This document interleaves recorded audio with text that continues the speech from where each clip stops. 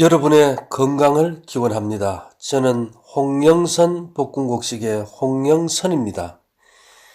코로나19 무지개와 생기 있는 볶음국식 만들기라는 주제로 말씀을 드리겠습니다.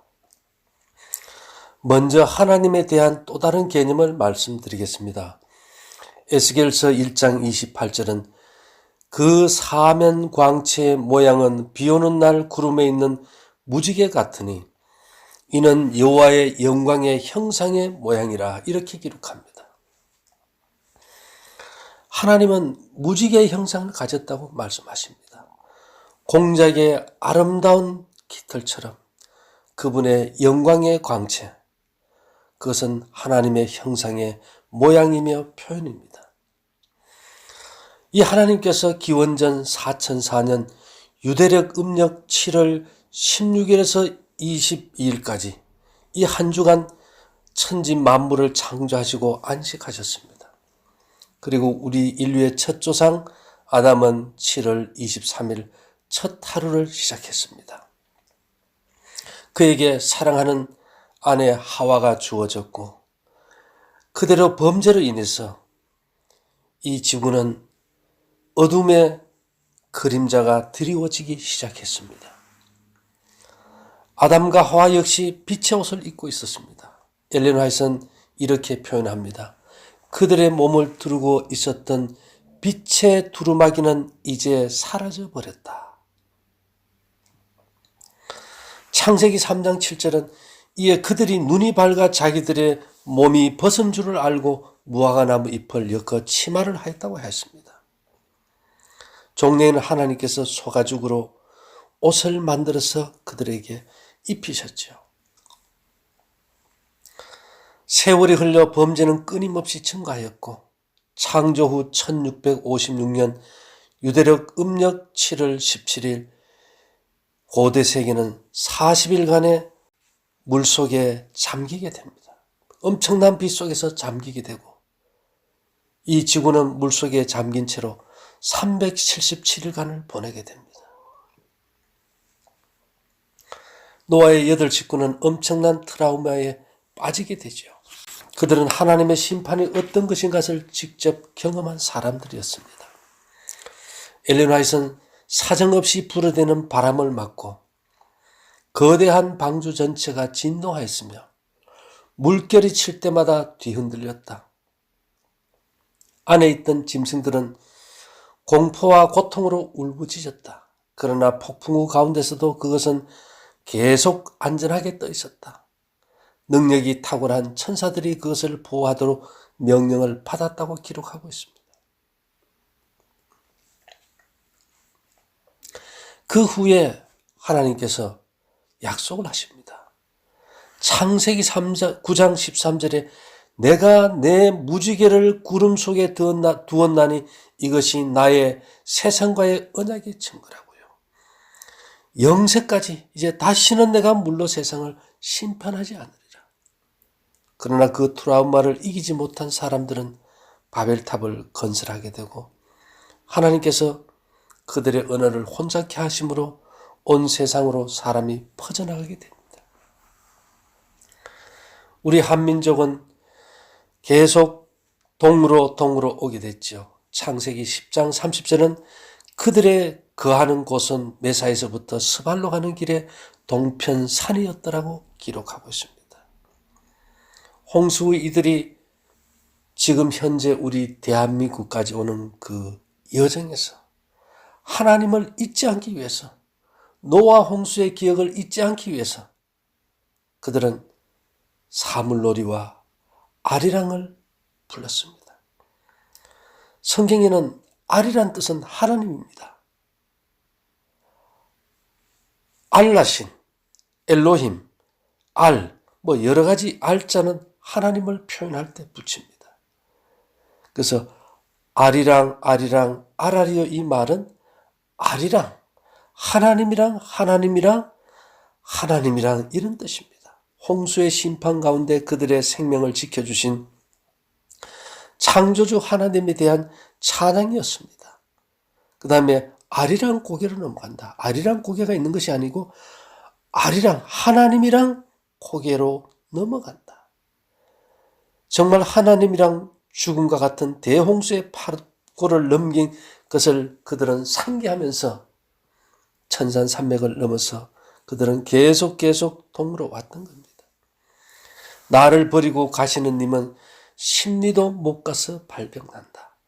한순간이라도 하나님을 떠나고자 한다면 노아 홍수의 자비와 심판을 기억하라는 은유법의 노래 아리랑 인류 최초의 찬송가가 여기서 나오게 된 것이었습니다.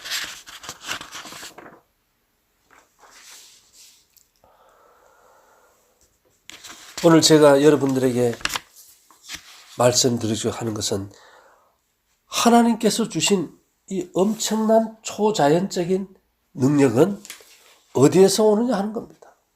하나님 보좌에서 무지개의 약속을 따라서 우리에게 들어와서 인간의 생명을 재창조해서 죄 없는 에덴에 살았던 아담과 하와의 생명력과 건강을 주신다는 그 약속의 생기가 바로 에스겔서 37장 전체에 기록되어 있습니다.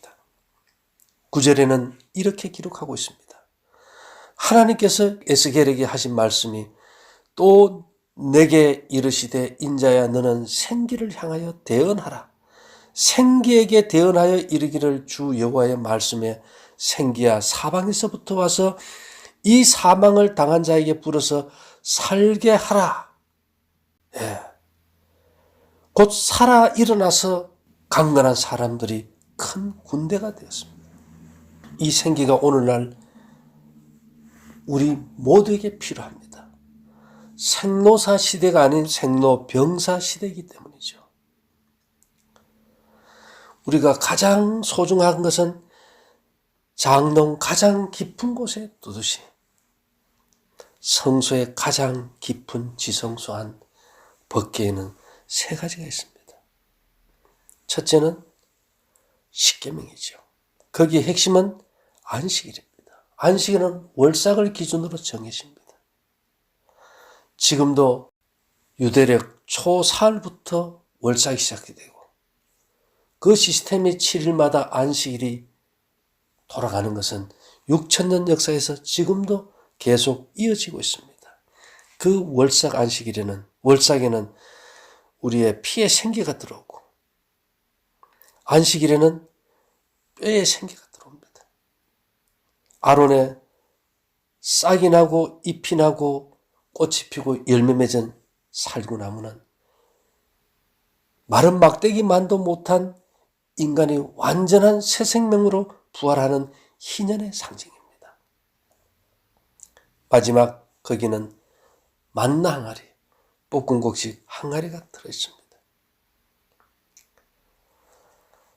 이것이 우리가 풀어야 할 숙제 중에 하나입니다. 오늘 저는 정말 인간의 생명을 살리는 생기 있는 볶은 곡식을 어떻게 만들 것인가? 저의 것을 사 먹지 않고도 만들 수 있는 방법에 대해서 말씀드리려고 합니다. 제가 말씀드린 적이 있죠.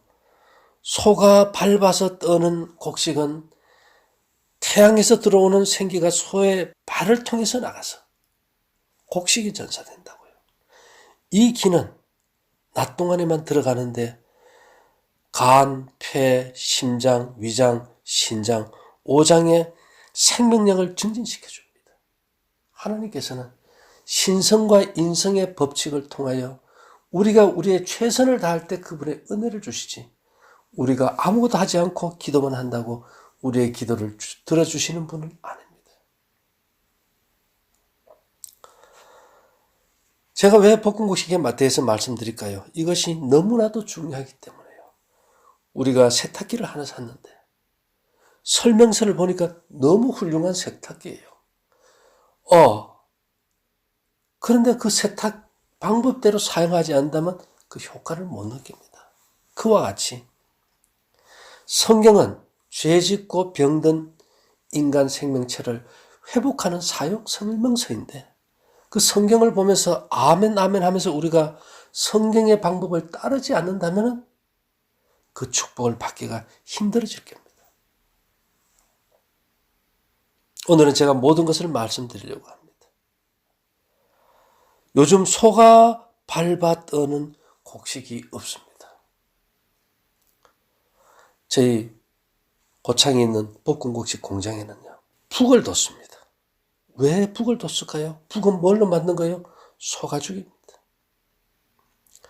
여기에 녹그릇이든 노대하든 이런 것이 있게 되면 낮 동안에 소가 밟아 떠는 곡식에 파동이 들어갑니다.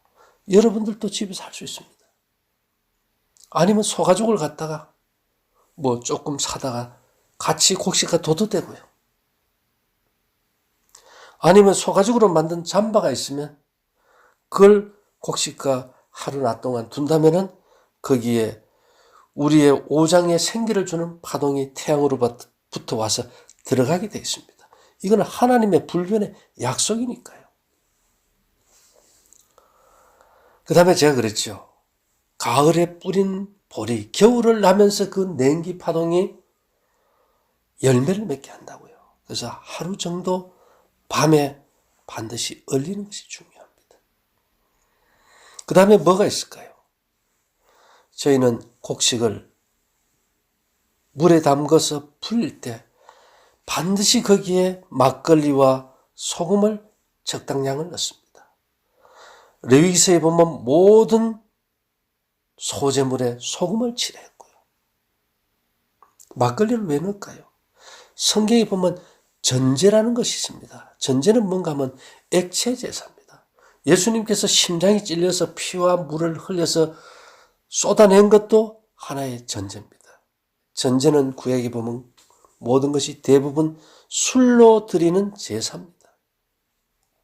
민수기 15장 5절은 번제나 다른 제사로 드리는 제물이 어린 양이면 전제로 포도주 한 인의 4분의 1을 예비할 것이요, 이렇게 기록하고 있습니다. 전제는 조속 제사와 함께 드렸습니다. 진설병에 떡만 있는 것이 아니고 대접, 숟가락, 술병 그리고 붓는 잔이 함께 놓여 있었습니다. 우리가 집에서 제사 드릴 때 하는 그 제사상과 별 차이가 없이 언제나 술이 빠지는 제사는 없었습니다. 출애굽기 25장 29절은 또 30절에 이어서 너는 대접과 숟가락과 병과 붓는 잔을 만들 때 정금으로 만들지며 상위에 진설병을 두어 항상 내 앞에 있게 할지니라고 말씀하셨습니다. 너무 술이 과해져 가지고 나답과 아비후는 다른 불을 들이다가 그들이 죽게 되는 경험도 있게 됩니다.